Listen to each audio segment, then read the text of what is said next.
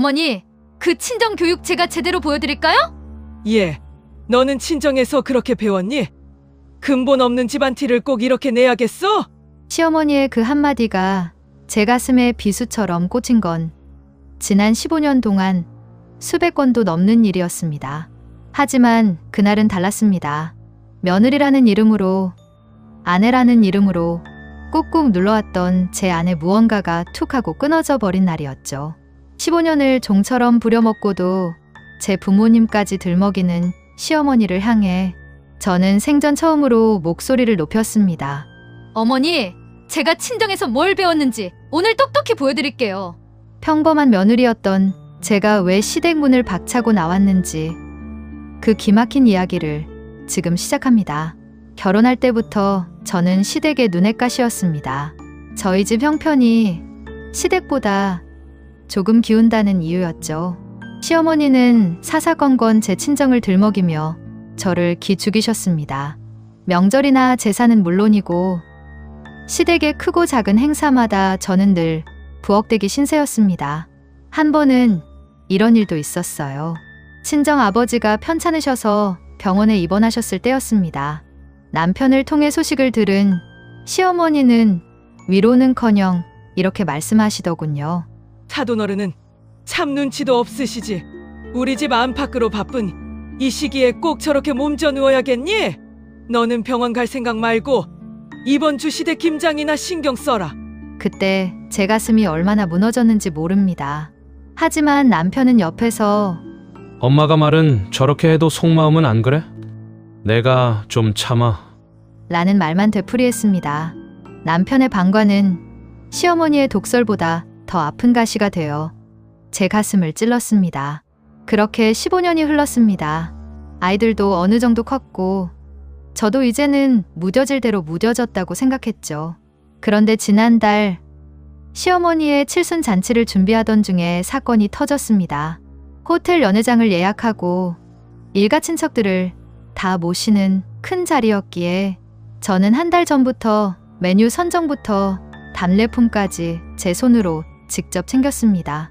행사 당일 제가 준비한 답례품을 보시더니 시어머니가 사람들 다 보는 앞에서 제 면박을 주시는 겁니다. 어휴, 이게 뭐야? 수준 떨어지게. 너는 어떻게 15년을 가르쳐도 늘 이 모양이니? 내 친정엄마가 시장 바닥에서 물건 떼다 팔던 버릇을 너한테도 고스란히 물려줬나 보구나. 순간 연회장 분위기는 싸해졌고 제 얼굴은 화끈거려 고개를 들 수 없었습니다. 제 잘못도 아닌 일을 가지고 돌아가신 저희 엄마까지 들먹이며 모욕을 주시는 모습에 제 인내심은 마지막 한 조각까지 타버렸습니다. 저는 들고 있던 답례품 상자를 바닥에 내려놓았습니다. 그리고 시어머니를 똑바로 쳐다보며 아주 차분하게 하지만 모두가 들을 수 있도록 크게 말했습니다.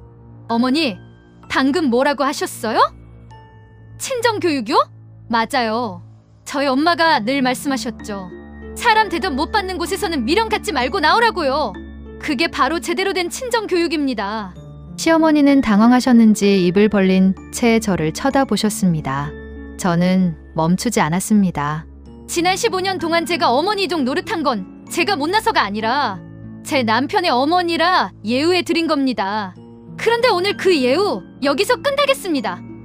오늘 칠순잔치 비용 제가 제 돈으로 결제하려고 했는데 어머니가 말씀하신 그 근본 없는 돈으로 대접하면 안 되잖아요? 직접 계산하세요. 저 먼저 일어납니다. 남편이 제 팔을 잡으며 너 미쳤어? 이게 무슨 짓이야? 라고 소리쳤지만 저는 남편의 손을 뿌리쳤습니다. 당신도 똑똑히 들어. 당신 엄마가 내 부모님 모욕할 때 입 꼭 닫고 있던 당신, 오늘부로 내 남편 자격 박탈이야. 이혼 서류 보낼 테니까 도장 찍어서 보내. 그 길로 저는 호텔을 나왔습니다. 가슴이 뻥 뚫리는 것 같으면서도 눈물이 왈칵 쏟아지더군요. 시어머니는 그날 친척들 앞에서 망신을 당하셨고 남편은 한 달째 집 앞에서 빌고 있지만 저는 마음을 바꾸지 않았습니다. 나를 존중하지 않는 사람에게 내 인생을 낭비하기엔 남은 제 삶이 너무나 소중하기 때문입니다. 여러분, 며느리도 누군가의 귀한 딸입니다. 참는 게 능사가 아니라는 걸 저도 15년 만에 깨달았습니다. 혹시 지금도 시대 갈등으로 밤잠 설치고 계신 분들이 있다면 제 이야기가 작은 용기가 되었으면 좋겠습니다. 여러분은 제 선택에 대해 어떻게 생각하시나요? 제가 너무 심했던 걸까요?